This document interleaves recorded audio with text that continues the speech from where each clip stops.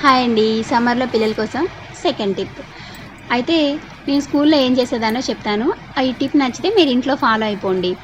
అయితే క్లాస్‌లోకి వెళ్ళిన తర్వాత నేను ఫస్ట్ 5 మినిట్స్ పిల్లలతో డ్రిల్ చేయించేదాన్ని. ఏంటంటే హిందీ టీచర్‌ని కాబట్టి హిందీలో వర్డ్స్ చెప్పేదాన్ని.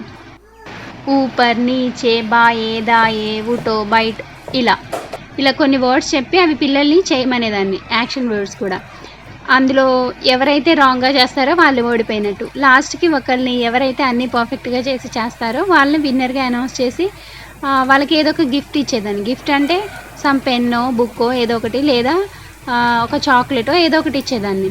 ఇలా చేయడం వల్ల ఏంటంటే పిల్లలకి ఆ వర్డ్స్‌కి మీనింగ్స్ తెలుస్తాయి. అలాగే ఆపోజిట్ వర్డ్స్ కూడా తెలుస్తాయి. ఇప్పుడు లెఫ్ట్, రైట్, సిట్, స్టాండ్ అంటే ఆపోజిట్ వర్డ్స్ మీనింగ్స్ కూడా తెలుస్తాయి కదా!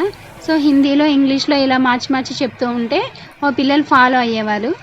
దీనివల్ల వాళ్ళకి చాలా అంటే చాలా యూజ్ ఉంటుంది. ఈ టిప్ నచ్చితే మీరు ఇంట్లో ఫాలో అయిపోండి.